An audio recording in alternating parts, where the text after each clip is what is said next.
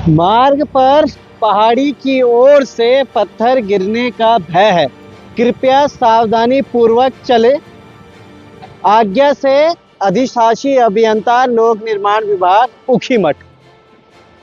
मैं बड़ा खुश हूं कि उन्होंने कम से कम ये बोर्ड तो लगाया ताकि यहाँ पर जो लोग आ रहे हैं इस रूट पर वो थोड़ा सावधान हो जाए। अब इस बोर्ड ने लोगों को सावधान तो कर दिया, मगर जब अनहोनी और घटनाएं घटती हैं तो उस चीज से सावधान हो कौन कर सकता है, क्या हो सकता है, उस पर आज बात करेंगे और समझने की कोशिश करते हैं। ये सामने अगस्त मुनि का ही मार्केट इसे हम कहेंगे, गंगानगर क्षेत्र में मैं इस वक्त मौजूद हूँ। रुद्रप्रयाग जिले के अगस्त मुनि के पास ये गंगानगर क्षेत्र है और इस सड़क की हालत देखिए। ये सड़क आज से नहीं बल्कि इस सड़क को लगभग 3.5 साल से ऊपर का समय हो चुका है, जिस तब से ये जो सड़क है ये ऐसी ही है और ये बोर्ड भी मुझे लगता है तब से भी ऐसे ही लगता हुआ नजर आ रहा है। मैं आपको दिखाऊं तो नीचे से स्थितियां कैसी बनी हुई है। ये पूरी सड़क कभी भी ढह सकती है और कई बार ऐसा होता हुआ भी आया। वो सामने एक बिल्डिंग है, उस बिल्डिंग पे कैमरा इनको बोलूंगा जरा जूम कीजिएगा। वो बिल्डिंग भी कैसी जर्जर हालत पर है वो भी हम देख रहे हैं और आपको दिखा रहे हैं। हालांकि उस पर बात नहीं करते हैं, अभी बात करते हैं कि आखिर इस सड़क ने ऐसा क्या गुनाह कर दिया जिसकी वजह से ना तो आज तक इसे कुछ ऐसी व्यवस्थाएं मिली और ना ही यहाँ पे ठीक हो पाए। ये सड़क लगभग 100 गांव, 3 तहसील और 2 विधानसभाओं को जोड़ती है। 100 गांव, तीन तहसील और 100 विधानसभा, माफ कीजिएगा 2 विधानसभाएं। बसु केदार की तरफ अगर जाना हो तो यहाँ से आप जा सकते हैं। और जब भी ऐसा होता है आने वाली बारिश में ये हमेशा ये सड़क बंद हो जाती है और लगातार जो लोग हैं यहाँ पर रहने वाले, आने वाले, जाने वाले, वो हमेशा परेशान ही रहते हैं। एक गाड़ी वाले भाई साहब हैं, इनसे थोड़ा सा जानते हैं, उसके बाद मैं और आगे आपको कहानी वो बताऊंगा जिसको सुनने के बाद आप भी परेशान रहेंगे। भाई जी, आप लोकली चलते हैं यहाँ पे? हाँ, लोकल ये इसी रूट पे चलते हैं? कब से ये सड़क कैसी?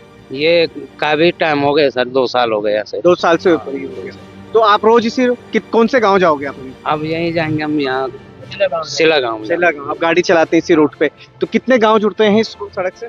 मैं भी मोको से आया हुआ हूँ। अच्छा। मेरे को यहाँ का ज्यादा मतलब हाँ, पता नहीं, मगर पर ये सड़क ऐसी ही देखी आपने जब से आए? जी ऐसे ही थे। तब से सड़क। बहुत बहुत धन्यवाद जुड़े रहने के लिए। हमारे भाई हैं जिनके, इन्होंने भी कहीं, किसी ने कर्जे पे ली गाड़ी, किसी ने कैसे ली होगी गाड़ी, किसी ने अगर कैश भी किया होगा, तो अगर जो 10-2 रुपए कमाता है वो ही सड़क खा जाती होगी। अब मैं आपको बताता हूँ, अभी कुछ समय पहले उपचुनाव हुए, यानी कि 1 साल पहले 2024 में नवंबर-दिसंबर में उपचुनाव होते हैं। उस उपचुनाव में केदारनाथ विधानसभा कुछ ऐसी गरमाई हुई, बड़े बड़े वो सभी नेता वहां पर देखे थे जो कि ये कहने आए थे कि अगर आप हमें वोट देते हैं और हमारी प्रत्याशी को विजय बनाते हैं तो आपके जितने भी रुके हुए विकास हैं उन सबको हम पूरा करेंगे।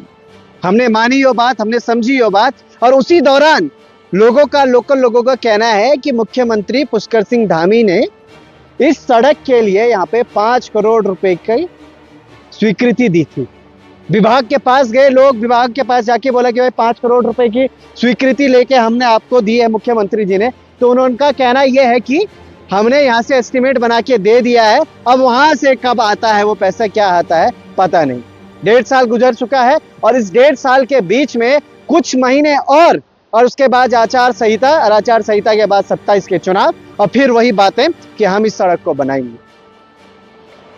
मतलब मैं आपको ये बताऊं कि इस सड़क ने कितने गांवों को अगर प्रभावित किया है, तो क्या सिर्फ सड़कों का इंतजाम इसलिए किया जाता है कि हम अपने चुनावी दौर पर उन अपनी गाड़ियों घोड़ों से वहां जा सके, लोगों से वोट ले सके, उसके बाद वो सड़क टूटे या फिर उस सड़क में कुछ भी हो, कोई फर्क नहीं पड़ता है, कोई फायदा नहीं होता। लोगों का कहना यह भी है कि जब ये सड़क टूटी थी यहाँ पर, तो इससे पीछे की तरफ बाईपास करते हुए सड़क ऊपर, यानी कि इसके ऊपर अटैच करने की कोशिश करी एसडीएम साहब ने। तो एसडीएम साहब ने जिस रूट से उसको करने की कोशिश कर रहे थे, टच करने की, तो वहाँ 40 पेड़ आ रहे थे।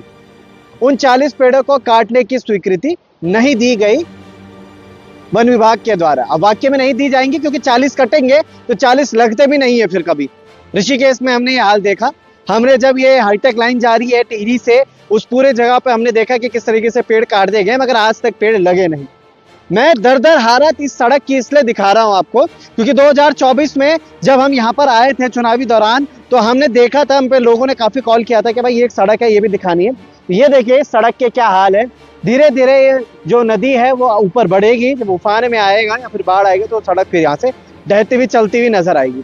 वो सामने भी, अगर जूम करने के लिए बोलूंगा कैमरामैन को, सामने दिखाइए, वो सामने वो पहाड़ लगातार वहां नीचे काम हो रहा है, वो धसक रहा है, फिर वो जा रहा है, फिर वहां काम होता है, फिर वो धसक रहा है, वो जा रहा है। तो ऐसे में कितना ज्यादा दुख और कितना ज्यादा ये अव्यवस्थाएं बनती हुई नजर आ रही है। क्या वाकई में गंगानगर का ये क्षेत्र कोई अछूता सा है? सामने नेशनल हाईवे है, वो नेशनल हाईवे जहां से सीधी रोड आपको ऋषिकेश पहुंचा देगी।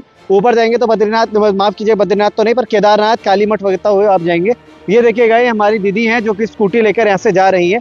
अब इसमें अगर बरसात होती है, कोई कीचड़ होता है, तो फिर कीचड़ से क्या पता यहाँ पे फिसल भी सकते थे, गिर भी सकते थे। अभी तो चलो सर्दियों का मौसम है, अभी बरसात नहीं हो रही, मगर बरसात के दौरान इतने ही बड़े बड़े गड्ढे, ये जो आप नज़ारा देख रहे होंगे, इसमें पानी है थोड़ा बहुत, यानी कि बरसात में इसमें भी पानी आता होगा, नमी है।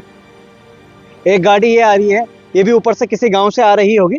तो ये चीजें कब ध्यान दी जाएंगी और कब नहीं, क्योंकि अभी खड़े खड़े मुझे लगता नहीं, मुझे लगा अभी 5 से 7 मिनट हो गए हमें खबर करते हुए।